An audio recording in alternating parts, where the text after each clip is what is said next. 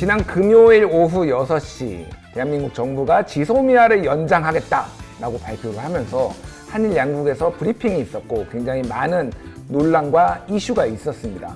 이게 정치적으로도 굉장히 큰 의미가 있지만 경제적으로도 도대체 이게 그러면 한일 양국에 특히 대한민국 경제에 어떤 영향을 미치느냐를 가지고 갑론을박이 있었는데요. 저희가 그래서 종결자, 이슈 종결자 끝판왕을 모시고 왔습니다. 건국대학교 경제학과 최백은 교수님 모셨습니다. 교수님 안녕하세요. 네, 안녕하세요. 예, 네, 오랜만입니다. 오늘 종결해 주시는 거죠 오늘? 일단은 저희가 축하드려야 될 것부터 먼저 하고 일단 그 전에 저희가 코너 이름을 최백은의 이게 경제다 했습니다. 마음에 드시나요? 예, 감사합니다. 이게 교수보다는 꼭 이제 이 뭡니까 뭐죠? 저술가, 작가, 작가로 저술가, 이렇게 뭐 아시는 분은 아시겠지만은 최백은 교수님이 쓴 이게 경제다 책 이름이 책 제목이 이게 경제다예요. 그래서 저는 그걸 사서 이제 다 꼼꼼하게 읽어봤는데 한마디로 얘기하면은 경제 팩트 체크입니다. 그래서 정확하게 맞죠? 경제 팩트 체크. 그래서 지금 대한민국 경제 현황이 어떻게 되고 있는지를 이 책 안에 다 담겨져 있으니까 관심이 있는 분들은 보시고 더 기쁜 소식은 올해 세종도서교양 부분에 이게 경제다가 선정이 됐습니다. 네. 맞나요? 예, 맞습니다. 이게 제가 과문해서 그랬는데 이게 유명한 건가요? 세종교양. 그게 유명한 건 아니고요. 이제 정부에서 한 1,000만 원 정도 책을 이제 사줘요. 그래서 전국의 이제 공공도서관에 이제 배포를 하는데 그만큼 이제 그러니까 전체 국민들한테 권할 만한 책이다. 권할 만한 책이고 좀 읽어보시라라고. 그래서 이제 보급하기 위해서 정부 차원에서 그래서 이제 선정된 책입니다. 뭐 이제 국가공인 작가라고 해도 과분한 말씀이고요. 일단 축하드리고요. 감사합니다. 오늘 여쭤볼 게 너무 많아요. 와, 이게 저희가 사실 시간이 제한이 없으니까 마음대로 늘리고 싶지만은 밤을 새고 싶지만은 교수님도 일정이 있으니까 저희가 최대한 그래도 압축해서 좀 여쭤보겠습니다. 일단 지난 금요일 6시에 이제 연장 발표가 나오고서 다시 어리둥절했어요. 처음에는 이게 뭐지? 이렇게 조건부라는데 이게 뭐지 하다가 이제 뭔가 평론이 약간 극단적으로 나오기 시작합니다. 그렇죠. 이거는 제2의 삼전도의 굴욕이다. 이런 평론이 나온 거면 이거는 위대한 승리다라고 했는데 뭔가 위대한 승리라고 하기에는 약간 깨름칙한 게 있고 그렇다고 삼전도의 굴욕까지는 아닌 것 같고 뭔가 그 중간 어디쯤에 있는 것 같아요. 이거에 대해서 일단은 정치적 의미와 한일 관계, 경제적인 거는 당연히 뭐 뒤에 여쭤볼 테고 좀 해설, 교수님이 보시기엔 좀 어떻게 보셨나요, 이거를? 제가 이 지소미아 이제 종료, 그러니까 이제 연장 이제 중단을 이제 이렇게 정부에서 발표했을 때 제가 이제 신의 한 수라고 표현을 했었고. 신의 한 수. 그러면서 이제 제가 아베가 우리나라에 이제 경제 도발했을 때 아베한테 이제 3가지 고맙다 했었거든요. 이제 첫 번째가 이제 우리나라에 있는 토착 해고도 커밍아웃 시켜줘서 고맙고 두 번째는 경제적으로 우리가 좀 자립할 수 있는 계기를 또 마련해서 고맙고 세 번째는 식민지 경험에서 가장 우리가 오래가는 상처가 의식에 있어서 어떤 하나 이런 사대주의라든가 열등감 이런 건데 이런 것까지 벗어날 수 있는 기회를 줘서 고맙다 3가지를 얘기했다가 이제 일본이 이제 백색 국가 제의를 지난번에 제가 출연해가지고 아베가 첫 단추를 잘못 깨다 보니까 두 번째 단추도 이제 꼬이게 됐다 하면서 스텝이 꼬이게 됐다 이런 얘기 했는데. 그렇죠. 아베가 이제 그 당시 잠깐 이제 제가 발언한 걸 해석을 한다면요. 뭐 이런 거죠. 수출 도발로, 잘못된 그러니까 하나의 이제 이 경제 전쟁을 벌인 거예요. 저는 처음부터 일본이 지는 게임이라고 분석을 했기 때문에. 그러셨죠. 그러다 보니까는, 우리 정부는 어쨌든 처음에 WTO로 이제 제소를 했었고요. WTO 제소 이게 충분히 그 조건에 들어맞거든요. 소위 말해서 대법원이 이제 그러니까 판결을 가지고 이제 그러니까는 시비를 거는 것은 그걸 무역 규제를 하는 것은 WTO 분명히 이제 그 위반이 되는 상황입니다. 그렇죠. 그러다 보니까 이제 그 속에서 빠져나가기 위해서 일본이 백색 국가에서 제의를 했죠. 안보상의 이유를 꺼집어내기 위해서요. 못 믿을 국가다 한마디로. 그러니까 이제 모든 국가 간의 협정에 있어서 예외 조항으로 우리가 많이 삼는 게 안보상의 이유예요. 그렇죠. 이건 이제 어쨌든 간에 긴박한 어쨌든 간에 국가의 안위와 관련된 거기 때문에 그러니까 이제 글로 빠져나가다 보니까는 이제 백색 국가 제의를 할 수밖에 없었죠. 안보상을 핑계를 대려니까요. 그러다 보니까 우리나라한테도 마찬가지로 일본을 백색 국가에서 제외할 명분을 우리한테 줬죠. 그리고 그 연장선에서 지소미아 종료, 지소미아 그러니까 이 연장을 중단하는 것을 또 명분을 주게 된 거죠. 네. 그럼 이제 그 상황 속에서 제가 이제 뭘 얘기했었냐면은 지금 미중 간의 싸움이 굉장히 격하게 벌어지고 있는데 그렇죠. 우리가 미중 간의 싸움에서 한 걸음 뒤로 물러설 수 있는 계기를 마련해줬다. 예, 한중일 이제 소위 말해서 군사 안보 협력에서 잠깐 우리가 뒤로 물러서면서요. 예. 우리도 이제 그러면서 저는 이제 네 번째 고맙다 이런 얘기를 했었어요. 그런데 정부가 이제 우리가 이 지소미아 이제니까 우리가 이 소위 말해서 이 종료를 우리가 유예한다고 지금 이렇게 표현했잖아요. 그렇죠? 유예한다고요. 예. 중단을 유예한다 표현했는데 처음에 이제 그러니까 우리 정부 입장을 국민들이 좀 되살릴 필요가 있어요. 예. 지소미아를 폐기한다고 안 했습니다. 예. 그렇죠? 폐기가 아니라 예. 연장을 안 연장을 하겠다. 중단한다 그랬죠. 중단하겠다. 중단한다 예, 그랬죠. 그렇죠. 그러니까 이제 그 당시 뭐냐면 또 조건부로 사실은 분명히 얘기를 했었어요. 원상 복구를 시켜라. 그러면은 이제 그러니까 우리도 이제 이걸 뭐 긍정적으로 우리도 검토를 소위 말해서 지소미아를 이제 이 부분을요. 처음부터 끝까지 협상 카드로 썼어요, 문재인 정부. 그렇죠. 예, 예. 그렇기 때문에 이게 폐기할 수 없는 이제 부분은 저는 몇 가지가 있다고 봐요. 이건 기본적으로 한일 간의 관계지만은 외형적으로는 이게 미국의 어쨌든 간에 이해가 깊이 개입되어 있는 거란 말이에요. 압력이 꽤 강했죠, 이번에. 미국의 인도태평양 전략의 연장선에 있는 거로 저는 보고 있습니다. 그렇죠. 그러니까 미국이 사실 요구를 했던 거고 이번에도 미국이 굉장히 그렇기 때문에 이제 실망스럽다는 표현하면서 굉장히 깊이 우리한테 요구를 했었죠. 예, 예. 했는데 그런 점에서 이 부분은 미국하고의 관계도 있고 그럼 우리가 미국이라는 변수가 들어오게 되면요. 우리 한반도에 굉장히 복잡한 변수하고 이게 연결될 수밖에 없습니다. 그렇죠? 그러다 보니까 이제 정부 입장에서도 그다음에 또 한 가지는 뭐냐면은 어찌됐든 간에 우리는 한일 군사정보보호협정을 안 했으면 좋겠지만은 지난 정부 박근혜 정부에서 이걸 어쨌든 간호를 받아서 했다 어쨌든 간에 예. 했단 말이에요. 그럼 정부 간에 어쨌든 간에 약속이 이루어진 거예요. 예, 예. 물론 그거를 이제 우리 국가 이익에 아주 극단적으로 우리가 반한다면은 폐기할 수도 있는 거죠. 예. 하지만은 국가 간의 약속을 우리가 폐기하는 데 따른 부담도 있어요. 분명히요. 그래서 제가 볼 때 문재인 정부에서 당시에 그러니까는 이걸 이제 연장을 중단한다는 것은 굉장히 저는 신의 한 수라고 이렇게 표현을 했었어요. 그럼 그 차원 속에서 지금도 여전히 그 상황을 안 바뀌어 있다. 그러니까 지금도 조건부 지금 유예란 말이에요. 일종의 그러니까요. 조건부 유예라는 것은 분명히 얘기했죠. 7월 1일 이전 상황으로 되돌려놔라. 네. 그렇죠?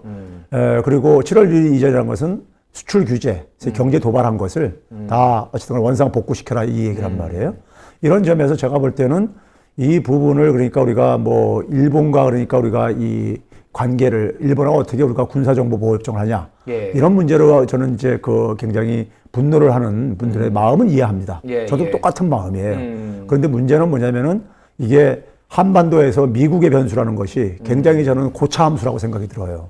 압력이 어쨌든 굉장히 센 거는 뭐 확인된 바 아닙니까? 그 미국 그리고 압력이. 우리의 궁극적인 목적은요, 한반도 평화와 그다음에 남북 통일 그리고 이제 북미 관계 개선 이런 것들이 우리가 이런 걸 하기 위해서 미국의 협력을 끌어낼 수밖에 없는 것도 현실이란 말이에요. 그렇죠. 이제 네. 그런 점에서 미국하고 그러니까 우리가 일정하게 이제 그러니까 저는 이 그 관계를 풀어나가는 데 속에서 어쩔 수 없는 부분도 있다고 우리가 현실적으로 그건 인정을 해야 될 부분이라고 생각이 들어요. 예, 예. 그런데 저는 이번에 굉장히 커다란 의미는 뭐냐면요.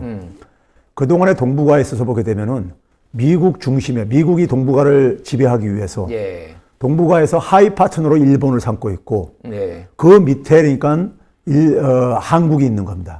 한국과 일본의 관계는 우리가 말이 그러니까 우리가 어떤 하나의 협력적인 관계이지. 말이 한미일이었지 사실은 한국은 종속적인. 가장 종속적인 그렇죠. 관계, 다단계로 약간 그렇죠. 밑에 있는. 수직적인 관계 네. 속에서 가장 이제 종속적인 관계였었죠. 그런데 이번에 적어도 한일 관계를 굉장히 수평적으로 업그레이드 시켰다. 저는 이렇게 평가합니다. 아. 그 역사가 굉장히 있잖아요. 어느 순간에 우리가 이제 제가 이제 과거에 이런 이제 비유도 했는데 우리가 이제 역사적으로 굉장히 우리나라가 외적의 어떤 침략을 받아가지고 국가가 위태 상황에 처했을 때, 예, 예를 들면 이제 그러니까 임진왜란 같은 경우라든가, 이때 이제 이순신 장군의 어떤 뛰어난 어떤 리더십도 있었지만은 적의 장군들이 굉장히 그러니까는 멍청했기 때문에 우리가 이긴 것도 있어요. 굉장히 대군을 가지고 와가지고, 예? 거의 그러니까 10분의 1 병력도 안 되는 거 가지고한테도 지구를 했다는 얘기는 예. 적의 장수도 굉장히 그러니까 문제가 많다는 얘기죠. 어떻게 예, 보면요. 그런 점에서 이번에 일본이 저는 굉장히 악수를 계속 두면서 한일 관계를 굉장히 수평적으로 업그레이드 시키는 하나의 계기가 됐다고 보는데요. 예. 그 근거가 뭐냐면은 이번에 어쨌든 간에 지소미아 이제니까 우리가 그 종료를 유예하는 거하고 예. 일본이 그러니까 이 수출 규제를 철폐하는 거하고 이걸 연결을 시켰어요. 어쨌든 간에. 예. 지금 국장급 회의가 이게 지금 주제로 올라오지 않았습니까? 예. 근데 그동안에 일본은 뭐냐면 지소미아 그러니까 우리 소위 말해서 백색 국가 지혜라든가 이런 거 하고 지소미아하고 수출 규제는 별개 문제다 계속 이런 얘기 했단 말이에요. 그렇죠. 근데 이거를 분명히 연계가 있다는 것을 일본한테 수용하게끔 우리가 얻어낸 거죠. 지금은 근데 또 말이 바뀌었는데 또 별개다라고 지금 주장을 하고 있어요. 근데 어쨌든 간에 국장급 회의에서 이 문제가 회의 아젠다로 올라가지 않으면은 우리는 어차피 종료한다는 것을 이게 지금 밝힌 상황이기 때문에요. 그런 점에서 저는 굉장히 어쨌든 간에 일본은 사실 아베는 뭐냐면요. 우리 백색 국가 제외하면서 지소미아 문제는 미국이 해결해 줄 걸로 생각을 했어요. 미국이 만든 거기 때문에 미국이 해결해 줄 걸로 믿고 이렇게 배짱을 부렸던 거죠. 그런데 우리 입장에서는 미국한테 이번에 그러니까 우리가 절대적으로 비대칭적인 협상력 속에서도 명분을 갖고 있었던 거예요. 어떤 명분이냐면은 일본이 우리를 안보상 협력 국가가 아니라고 하는데 우리가 어떻게 일본을 협력 국가로 하느냐, 우방 국가로 하느냐. 군사 정보를 어떻게 그렇죠. 어떻게 주느냐. 이 명분이 있는 거죠. 그렇죠. 그 명분에 미국도 어쨌든 간에 우리한테 일방적으로 강요할 수는 없었던 거예요. 그래서 우리 정부가 요구한 것을, 그러니까 7월 1일 이전순을 되돌리는 것을 하는 데 속에서 미국도 어느 정도 협조를 할 수밖에 없었던 점에서 그래서 일본의 입장만 무조건 되고 그러니까 미국이 그러니까 반영한 게 아니라 한국의 입장도 일정하게 저는 반영이 됐기 때문에 일본이 움직였다고 생각이 드는 거예요. 알겠습니다. 예. 굉장히 자세하고 길게 우리 교수님이 말씀해 주셨어요. 저도 뭐 들으면서 수긍이 됐는데 조금만 요약하자면 일단은 굉장히 여건이 대한민국 정부의 여건이 굉장히 안팎으로 압력이 강했고 여건이 열악했으나 어쨌든 주어진 상황에서 최선의 그 카드를 꺼냈고 그거를 교수님은 신의 한 수다라고 이제 평가를 하셨다라고 이제 이해를 했습니다. 그래서 저도 그러니까 이거를 너무 뭐 이를테면 위대한 승리라고 하기에는 약간 좀 애매한 측면도 있고 왜냐면 그거에 불만족스러운 분들이 또 근데 이제 우리 현실이 우리 현실이 지금 그러니까 분단도 돼 있고 분명히 미국과 일본은 굉장히 우리보다 강대국들이고요. 그 속에서 우리가 그러니까는 완전히 수평적으로 대등하게 하는 거 하고 싶죠. 당연히요. 하고 싶은데 그게 현실적으로 아직은 저는 아직은 우리가 이르다. 뭐 이런 것은 우리가 현실적으로 인정할 건 인정해야 되지 않나 이렇게 생각하는 거죠. 알겠습니다. 이제 경제 문제를 조금 이제 얘기를 해야 될 것 같아요. 한일 간의 정치적인 문제는 이렇게 이제 하면은 이제 우리가 경제 문제가 근본적으로 바뀌는 게 있나요? 우리가 그러면 우리가 지금 불매 운동을 지속한다는 거 아니면 뭐 기존의 어떤 태도들 이런 것들이 지금 우리가 변화를 시켜야 되는 부분이 있는 건가요? 아니면 지금 그대로 계속 가야 되는 건가요? 지금 제가 볼 때는 이미 있잖아요. 돌아올 수 없는 강을 건넜어요, 일본이요. 일본이 돌아올 수 없는 강을 건넜다? 그 얘기는 뭐냐면 제가 처음에 우리 내부만 단결하면 우리가 완승하는 게임이다 이런 표현을 썼었어요. 처음부터요. 그런데 그 이유가 제가 일전에도 말씀드렸지만 일본 경제에 대한 구조를 좀 이해할 필요가 있는데요. 일본 경제는 경제 전체 사이즈를 100이라고 할 때 내수가 한 80 정도 차지하고요. 수출이 한 20을 차지하는데 이 80이 증가하지 않는 경제 구조예요. 내수가 그러니까 멈춰 있거나 오히려 수축되는 이런 경제 구조예요. 그러니까 79로 78로 줄어들 수 있다 이거예요. 그럼 100을 유지하려면은 수출이 80에서 82, 80으로 올라가야만 돼요. 그렇지 않으면 수출까지만 줄어들게 되면은 이게 100이 자체가 줄어들 수가 있어요. 그렇죠? 그러면은 그렇기 때문에 우리가 불매 운동하는 규모가 크지 않아도 이게 일본의 수출에 그러니까는 부정적으로 영향을 미치게 되면은 일본의 경제 규모에 그러니까는 타격을 입힐 수가 있다는 얘기예요. 실제로 그게 나타나고 있고요. 그런 점에서 거기다가 이제 우리가 어쨌든 간에 일본이 수출 도발하면서 기업들 입장 속에서는 리스크 관리 안 할 수가 없게 돼버렸어요. 아마 이게 7월 1일 이전으로 복귀한다 하더라도 과거처럼 일본에만 절대적으로 의존하고 우리가 기업을 경영할 수가 없게 돼버렸다고요. 그렇지 않겠습니까? 이게 또 언제 또 다시 또 이렇게 마음 변해가지고 이미 뭐 주요 소재 부품들 다 국산화하겠다라고 많은 이미 시도가 들어가고 있잖아요. 지금. 그것도 현실적으로 들어가고 있을 뿐만 아니라 앞으로 일본은 그러니까 못 믿을 나라가 돼버렸잖아요. 못 믿을 나라가 돼버렸죠. 기업은 있잖아요. 그런 걸 한번 겪게 되면은 그걸 기업 경영의 하나의 중요한 변수로서 이제 그러니까는 그 고려할 수밖에 없어요. 수입선 다변화. 그렇죠. 그러면은 결국은 뭐냐면 일본은 그나마 우리한테 유일하게 경쟁력 갖고 있는 부분이 부품 소재 산업입니다. 근데 그게 부품 소재 산업의 경쟁력 강화가 우리라는 주요 고객이 있었기 때문에 그게 발전할 수 있었던 거예요. 예. 근데 우리 주요 고객을 잃어버리게 되면은 일본에 오게 되면 일본의 경쟁력은 부품 소재 산업 경쟁력은 악화될 수밖에 없고 또 수출도 줄어들 수밖에 없는데 올해 실제로 보게 되면 일본의 수출이 굉장히 많이 줄어들고 있어요. 아, 그런가요? 예. 제가 뭐 구체적인 수치를 소개해 드릴까요?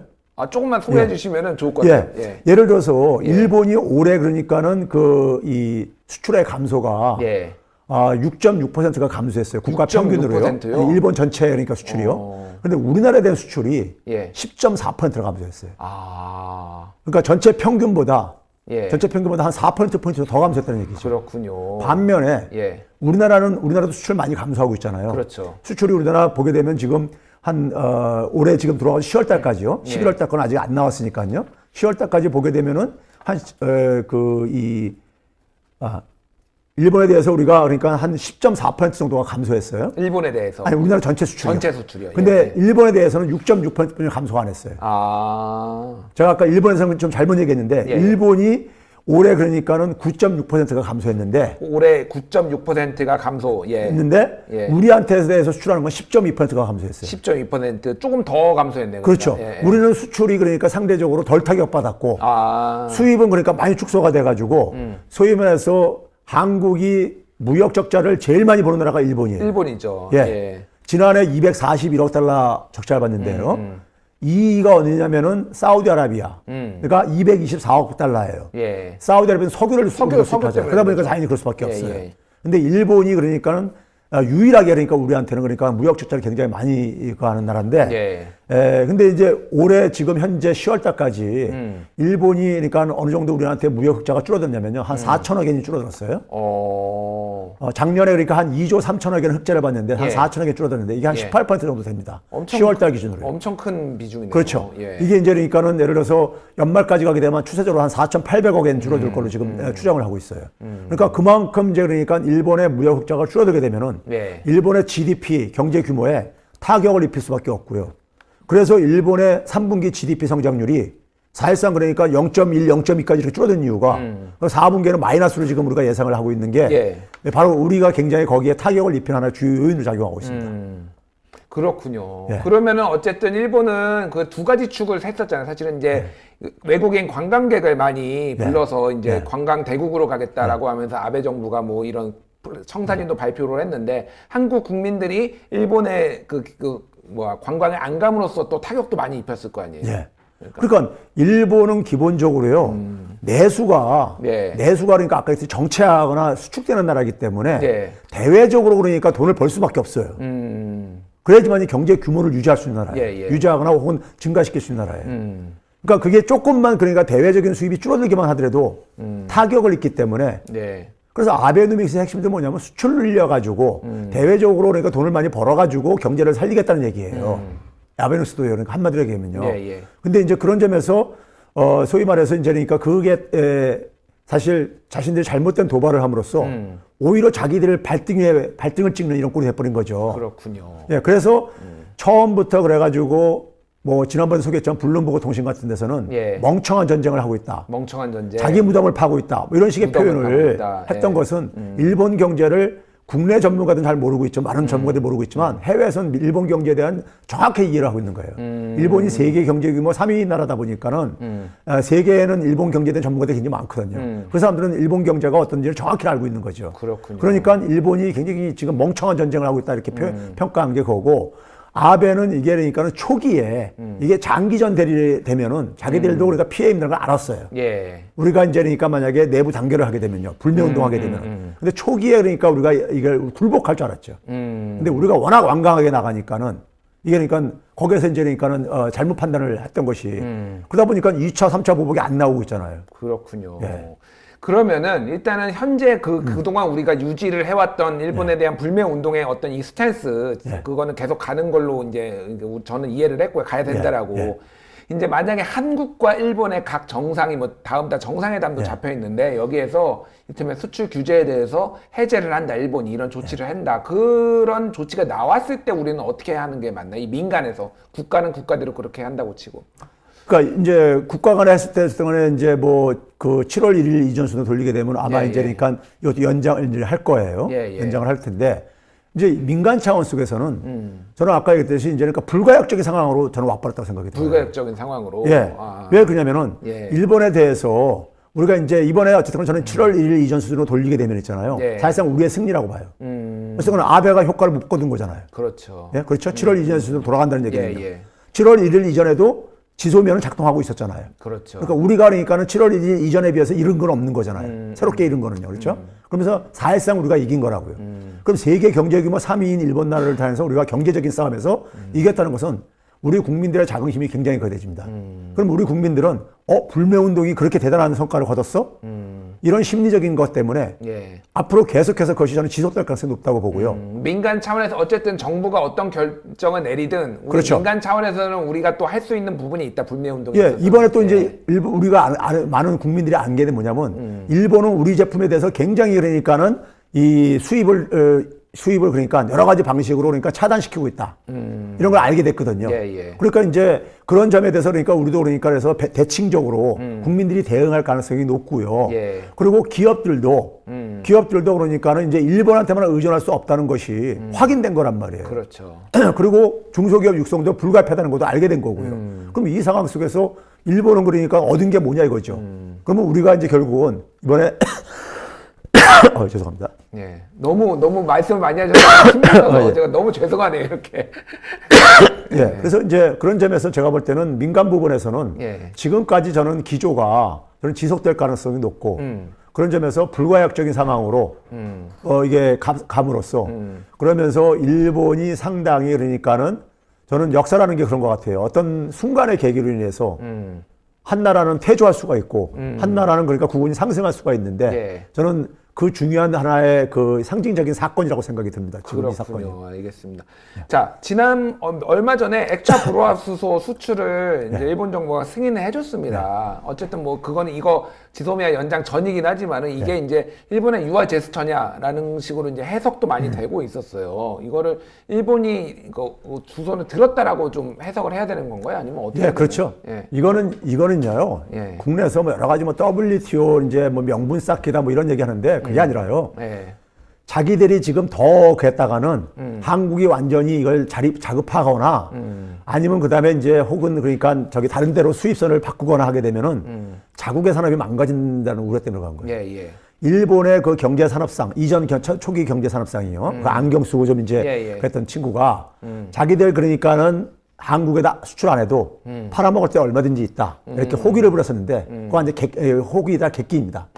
왜냐면, 일본은 지금 세계 시장, 수출 시장 점유율이 되게 떨어지는 나라예요. 지금 뭐냐면 수출이 안 돼가지고 지금 그러니까 경제가 지금 이렇게 멈춰 있는 나라예요. 그렇죠. 근데 우리한테 팔 때 말고 많이 있으면은 왜 안 팔고 있었냐 이거죠, 그동안요. 그런 점에서 이건 허세라 이거예요. 한마디로. 허세인데, 잘못하다가 지금 뭐냐면 한국의 주요 고객을 잃게 될 가능성이 있다 보니까 한국이 더 대체처를 찾기 전에 자립화하기 전에 다시 그러니까 원상으로 그러니까 이거를 다시 관계를 보다 한일 간의 그러니까 그러니까 부품 소재를 이 매개로 한 분업 관계를 유지시키고 싶은 거죠. 완벽하게 어떤 수입선을 다른 데를 찾아가지고 너희 빠이빠이 하기 전에 어느 정도는 이렇게 여지를 주면서 우리도 계속 팔아줄게 뭐 이런 식의 제스처를 취한 거라고 보시면 그렇죠. 그러다 보니까 삼성전자도 뭐냐면 일시적으로 단기적으로는 도움이 되는 것도 있었겠지만은 삼성전자에서도 굉장히 그걸 긍정적으로 어쨌든 간에 받아들이고 그리고 어쨌든 간에 그 수입 요청했던 거는 계속 이제 어쨌든 간에 그걸 수입하는 걸로 이렇게 했으니까 거기서 수출을 한 거라면 허가를 하면서요. 근데 이제 문제는 뭐냐면 이제 삼성 입장에서는 일단 단기적으로는 거를 이제 그러니까 매입하겠지만은 필요한 부분이 있으니까요. 매입하겠지만은 궁극적으로 일본만 믿고 할 수는 없는 거죠. 기업 경영을 이제. 그렇죠. 그런 점에서 제가 아까 돌아올 수 없는 강을 건넜다. 일본이. 이런 표현을 한 겁니다. 그렇군요. 자, 최근에 이제 불매운동 관련해서 일본 제품과 관련해서 논란들이 좀 있었어요. 유니클로가 이제 뭐 이렇게 세일을 한다든지 아니면 뭐 일본 차 같은 경우에도 할인을 많이 한다든지 그래서 뭐 그거에 대한 뭐 이제 뭐 개인의 판단은 개인의 몫으로 남겨두면 될 것 같고요. 뭐 과도하게 비난을 한다든지 저는 그런 거는 좀 반대하는 편입니다. 어쨌든 어떻게 하면 우리가 어떤 스탠스를 좀 취하면 좋을까요? 그거에 있어서는. 저는 그것도 일본 기업들이 저는 실수한 거라고 봐요. 실수했다. 왜 그러냐면은 일본의 약점을 드러낸 거예요. 약점을. 일본인 기업들이 스스로가 인정한 거 아니에요. 타격을 입었다는 것을요. 타격을 입었다. 타격을 입지 않으면 못하라고 그러니까 그렇게 세일하고 못하라고 그렇게 뭐 하겠습니까? 제공하겠습니까? 그렇죠? 그럼 결국 그 얘기는 뭐냐면은 우리 국민들이 우리가 일본에 대해서, 일본 제품에 대해서 우리가 우위를 점할 수 있구나. 소비자의 파워를 그러니까 우리가 행사할 수 있구나. 이걸 사실은 그러니까 확인을 한 거죠. 그런 점에서 일본 기업들이 그동안에 그러니까는 소위 말해서 뭐 일본 자동차라든가 예. 뭐 일본 그러니까 한국 사람이 좋아하는 일본 제품에 대해서 굉장히 배짱 영업을 하고 했었는데 그런 것들이 그러니까 상당히 이번 기회에 그러니까 우리가 사실 그 관계가 역전될 수 있는 예. 이런 기회도 이제 우리가 확보했다는 점에서 일본 기업이 자기들의 스스로 그러니까는 약점을 저는 이번 노출시켰다고 저는 오히려 평가를 합니다. 그렇군요. 알겠습니다. 예, 지금 여러분은 최백은 경제학과 건국대 경제학과 교수님의 이게 경제다 코너를 듣고 계십니다. 마음에 드시죠? 이게 경제다. 예, 알겠습니다. 하나만 더 좀 여쭤볼게요. 최근에 경제 위기설이 최근이 아니죠. 사실 올해 초부터 나오기 시작했어요. 저는 근데 제일 웃겼던 게 11년 주기설을 얘기를 보고서 왜냐하면 뭐 기억 당연히 아시겠지만 1997년, 2008년 위기가 있었으니까 2019년에 위기 오는 거 아니냐 이런 식의 이제 약간 주술적인 거 보고서 참 많이 웃었는데 어찌됐든 뭐 그런 거는 좀 너무 어이없으니까 빼고 경제 위기설이 좀 많이 퍼졌어요. 언론들이 보도를 했는데 어떻게 보세요? 경제 위기설. 지금 경제 위기라는 그 개념은 사실 그러니까 우리가 외환위기 때 생각하면 돼요. 외환위기. 외환위기 때 분명히 위기였잖아요. 그렇죠? 그건 뭐냐면 대외적으로 어떤 충격이 왔을 때 우리가 그걸 방어할 능력이 없어가지고 환율도 폭등하고 막 이제 막 경제가 막 흔들흔들거리고요. 기업들도 부도가 나고 막 이런 상황이라고요. 근데 그런 상황은 거의 확률상 제로입니다. 제로예요. 그 이유는 제로이다 보니까 우리나라를 그 경제 위기와 관련된 대표적인 지표가 거시경제 안전성이라는 개념이 있어요. 거시경제 안정성. 우리 이제 한 나라 경제를 크게 보는 게 거시경제거든요. 우리나라 경제가 전체적으로 볼 때 굉장히 안정성에서 1위를 평가받고 있어요. 이를테면 국가 채무가 뭐 비율이라든지 예를 들면 외환 보유고라든지 그렇죠. 뭐 이런 것들 말씀하시는 거죠? 그렇죠. 그러니까 그 거시경제 안정성이라는 게 우리가 개념을 경제에서 어떻게 정의를 하고 있냐면요. 대외적으로 어떤 하나의 큰 변동이 생겼을 때 우리가 글로벌 금융위기 때처럼요.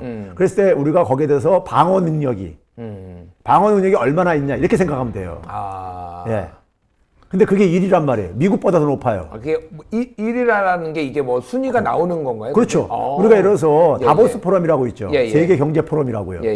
거기서 그러니까는 이 그 국가 경제력 순위를 매기는데 거기에 12개 항목 중에 거시 경제 정책이 한 항목이에요.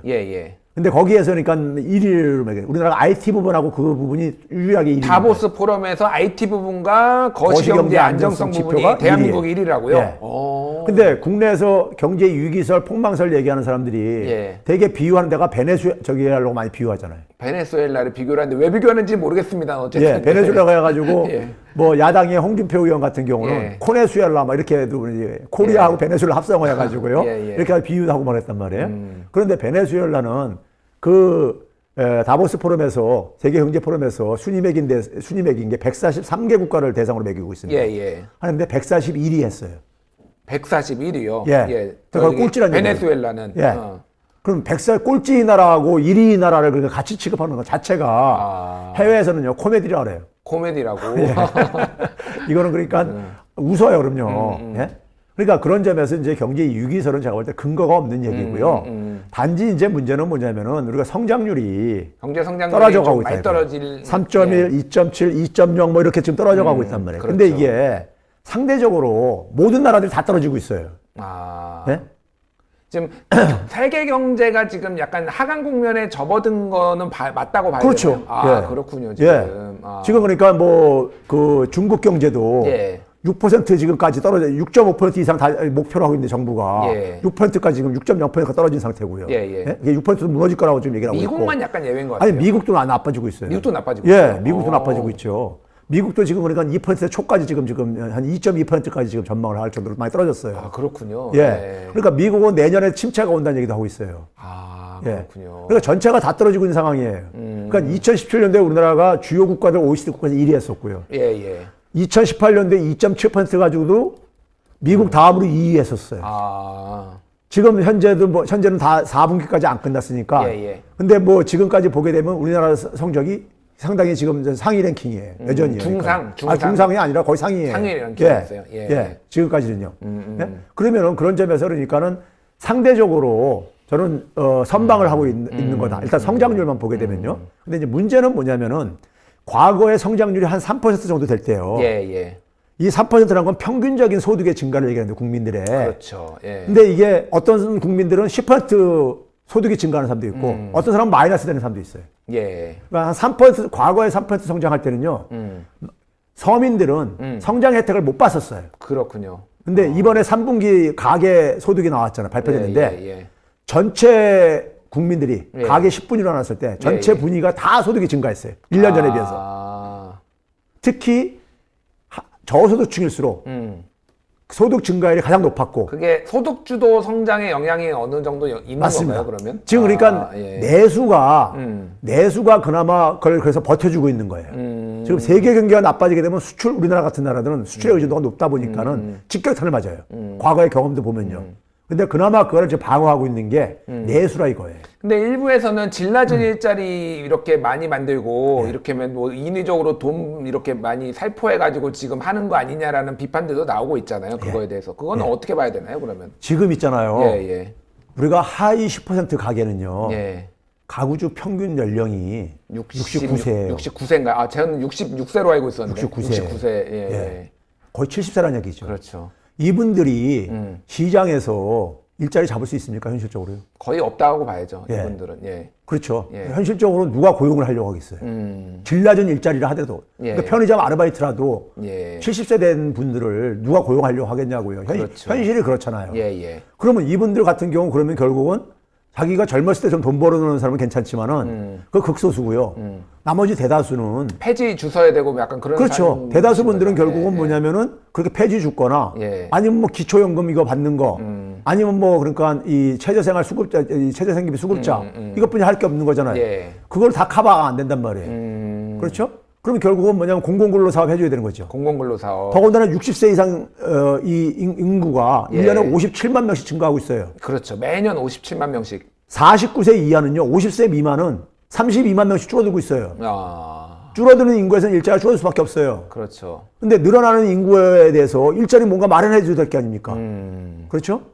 이게 인구 구조의 현실이라 이거예요. 급격하게 대한민국이 고령화되고 있는. 그렇죠. 이 상황이죠. 인구 구조는 단기간 내에 변할 가능성이 우리가 저출산을 우리가 단기간 내에 이거 계산하기 쉬울 것 같습니까? 대거 이민을 받지 않는 이상 불가능하죠. 그렇죠. 이거는. 거기다가 60세 이상 노인 증가하는 거, 의료기술 발달로 이거 불가피하잖아요. 그렇죠. 그럼 이건 어느 정권이 들어서도 이런 그러니까 60세 이상 노인이 대거 지금 증가하는 것을 이걸 그러니까 피할 수가 없는 상황이라면은 그분들에 대한 일자리 문제 어쨌든 건 해결해야 되는 거 아닙니까?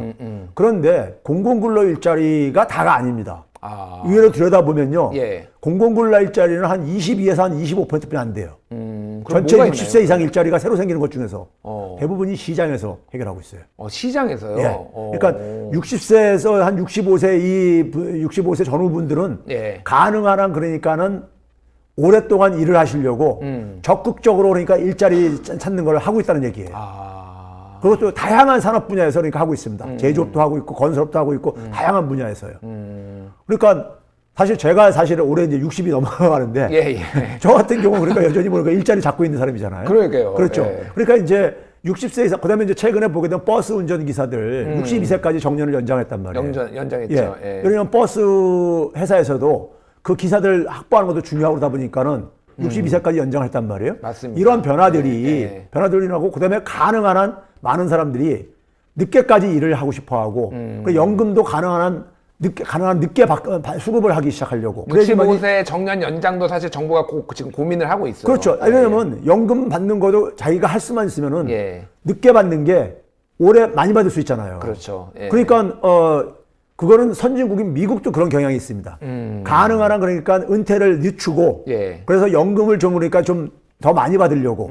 지금 연금 받는 규모가 너무 적잖아요. 그렇죠. 그러니까 뒤로 가능한 한 일을 할 수 있을 때까지 일을 하고 싶은 이런 이제 욕망들이 있을 수밖에 없는 거죠. 그렇군요. 그래서 현실적으로 보게 되면 통계를 들여다보면 의외로 그러니까는 우리가 단기 알바성 일자리가 되게 17시간 이하짜리인데 그거는 한 30%뿐이 안 되고요.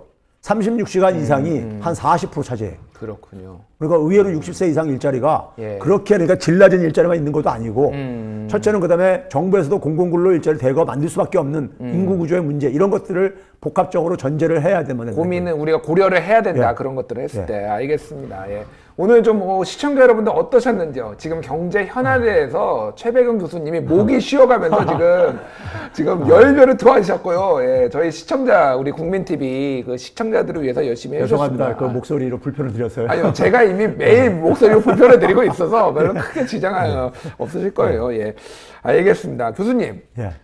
바쁘신 거 아는데 한 달에 한 번 정도 이게 경제다 코너 나와서 우리 강의해 주셔야죠. 지금 강의 지금 보고 계신 분들 한두 분들이 아니 지금 보면은 청보리 교수님 강의 듣는 학생이 된 것 같아 흐뭇해요. 칸두 군님이 디테일한 팩트로 조져버리시네. 이게 방송용어는 아닙니다만 교수님. 예. 김용인 님이 상대적인데 절대적인 지식, 이철호님 국민TV의 히어로 최백은 교수님 짱, 감사합니다. 예. 그러니까 자주는 바쁘시니까 아니까 한 달에 한 번씩 지금 경제학 강의, 현실 경제학 강의 해주시는 걸로 약속하시는 거죠? 노력하겠습니다. 예, 알겠습니다. 너무 감사드리고요. 저희가, 일단은 우리가 지금은 단결해야 됐던 것 같아요. 교수님 말씀 들으니까 지금은 위기가 조금 있다고 하더라도 단결해서 이 위기를 헤쳐나가야 되는 때가 아닌가. 우리 국민들이요, 어려움이 있을 때 항상 민초들이 단결을 해주고 민초들이 나라를 구해냈어요. 특권층들은 다 짐 싸고 도망가고 안에서 총질하고 되게 이런 게 우리 역사가 보여줬던 사례인데 그렇죠. 저는 우리 국민들이 믿습니다. 저도 최백은 교수님을 믿습니다. 감사합니다. 최백은 교수님 믿는다니까 우리 국민 저도 믿겠습니다. 예. 감사합니다. 지금까지 최백은 교수님의 이게 경제다였습니다. 감사합니다. 감사합니다.